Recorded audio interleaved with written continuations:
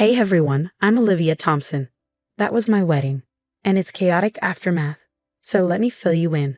I'm a 28-year-old marketing executive, and I was absolutely ecstatic about marrying James, my software engineer boyfriend of 5 years. We were head over heels in love. But there was just one small hitch: his family.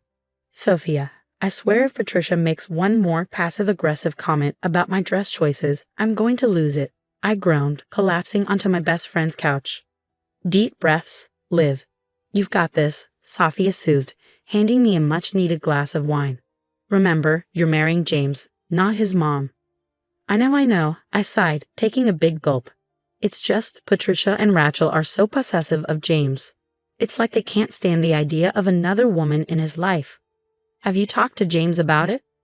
Yeah, but he just brushes it off, saying they're excited about the wedding. I don't think he realizes how weird they're being. I've been doing my best to involve Patricia and Rachel in the planning, hoping it might help us bond. But every little decision turned into a battle.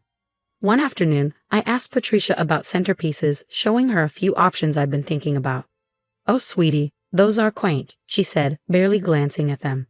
But don't worry, Rachel and I have some ideas that are much more suitable. I bit my tongue, reminding myself to pick my battles. But as the weeks passed, their behavior only got stranger. One day, I overheard them whispering in the kitchen. Are you sure about this, Mom? Rachel asked. Absolutely, it'll be perfect. James will love it, Patricia replied. When I stepped into the room, they clammed up instantly. Oh, Olivia, we were just discussing cake flavors, Patricia said, her smile too tight. I nodded, pretending to believe her. Later that night, I vented to James. Babe, I think your mom and sister are planning something. They're being so secretive. James just laughed it off. They're probably just planning a surprise for us. You know how they are. I wish I could share his optimism, but I couldn't shake the feeling that something was off. As the wedding day approached, it only got worse. Patricia and Rachel started canceling our planning meetings at the last minute, always with vague excuses. Sorry, dear, something came up. But don't worry, we've got everything under control, Patricia would say in that overly sweet voice that made me want to scream. I tried to stay focused on the excitement of marrying James, but a sense of dread kept gnawing at me. Something was definitely brewing. The night before the wedding, Sophie stayed over for some much-needed girl time. I can't believe I'm getting married tomorrow, I said, a mix of excitement and nerves bubbling up inside me. Sophia squeezed my hand. You and James are perfect together. Try not to let his family's drama get to you. Okay. You're right. Tomorrow is about me and James. Nothing else matters. I nodded, determined to stay positive. As I drifted off to sleep, I hoped whatever Patricia and Rachel were plotting wouldn't ruin our special day. Little did I know, I was in for the shock of my life. But that's a story for another time. For now, I was just a bride-to-be, dreaming of her happily ever after. The next morning, I woke up with butterflies in my stomach. Today was the day I'd become Mrs. Carter. As I stretched, Sophia burst into the room, already dressed in her maid of honor gown. Rise and shine, bride-to-be. It's your big day, she chirped. I couldn't help but grin. I can't believe it's finally here, Soph.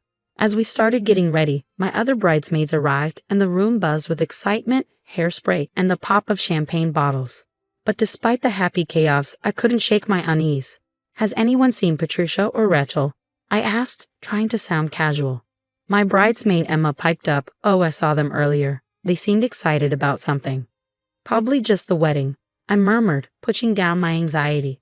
But as my makeup artist worked her magic, I caught a snippet of Emma whispering to Sophia.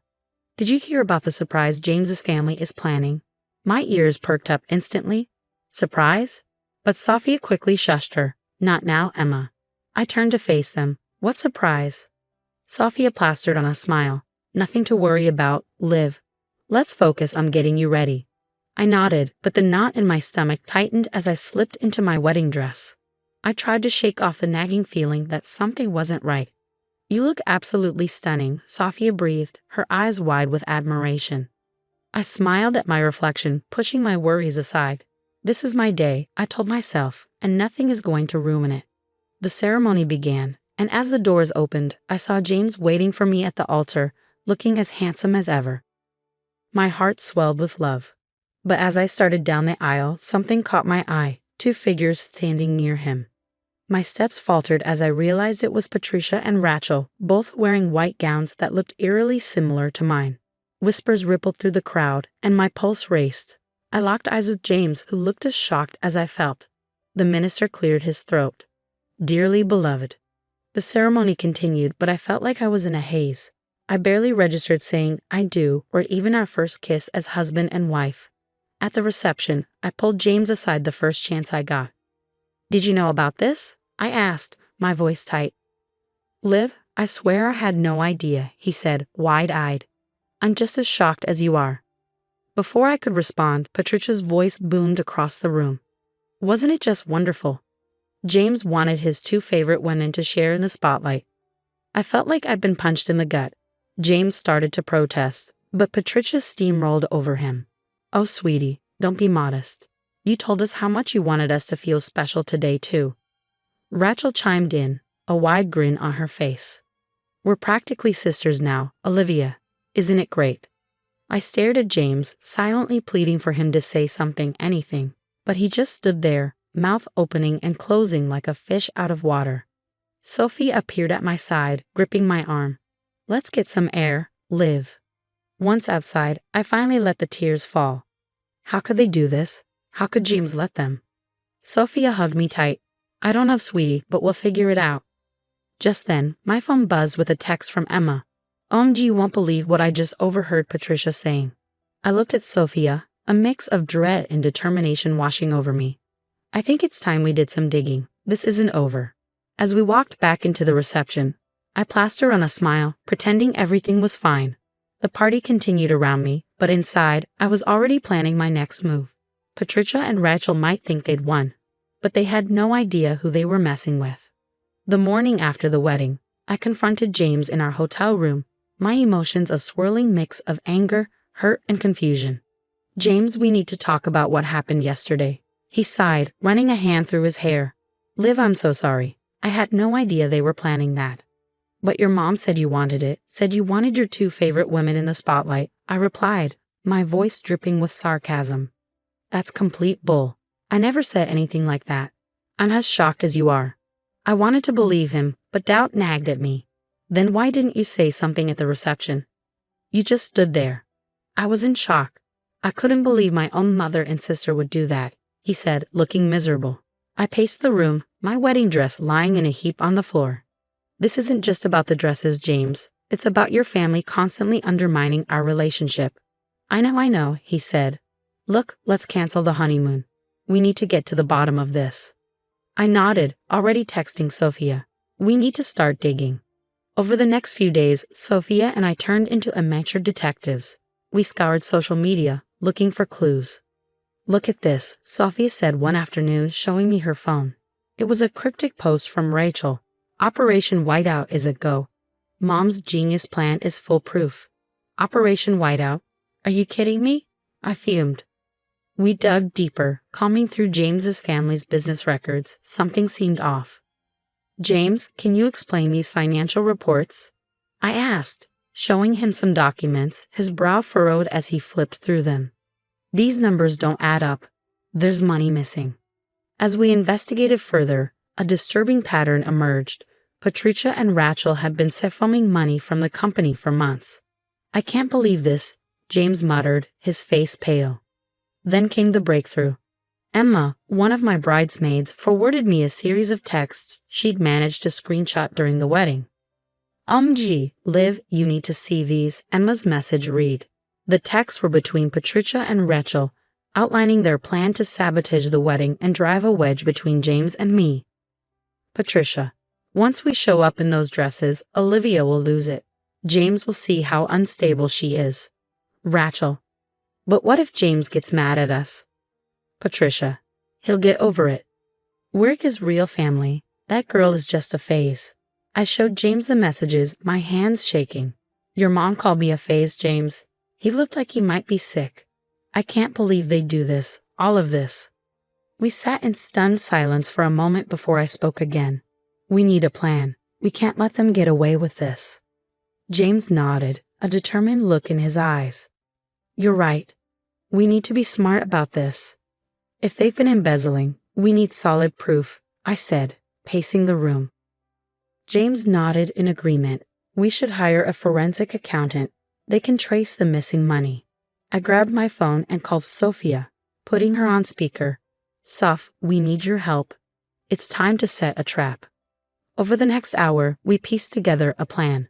We'd confront Patricia and Rachel, but not before gathering irrefutable evidence of their schemes. We need to get them to admit to sabotaging the wedding. On record, I said, feeling a mix of anger and determination. James reached for my hand. Whatever happens, we're in this together, right? I squeezed his hand back. Absolutely. They messed with the wrong couple. As night fell, we finalized every detail. Tomorrow, we'd start gathering the evidence. Patricia and Rachel were about to learn that their actions had consequences, and I was ready to fight for my marriage no matter what it took. The day of the confrontation arrived, and my stomach churned with anxiety. James and I walked into his family's home, a folder full of evidence tucked under my arm. Mom, Rachel, we need to talk, James said, his voice steady but firm. Patricia flashed a sweet smile. Of course, darling. What's this about? I laid the financial records on the coffee table. Let's start with the missing money from the company. Rachel's face turned pale, but Patricia scoffed. I don't know what you're talking about. Without a word, James pulled out his phone and hit play, letting the recording of their conversation about sabotaging the wedding echo through the room. Patricia's eyes widened in shock. You little sneak. She spat at me, her tone venomous. James, are you really going to let her treat your mother this way? James didn't waver. No, Mom, this ends now. We know everything. Suddenly, Rachel broke down, tears streaming down her face. It was all Mom's idea. She made me do it. Patricia gasped in disbelief. Rachel, how dare you?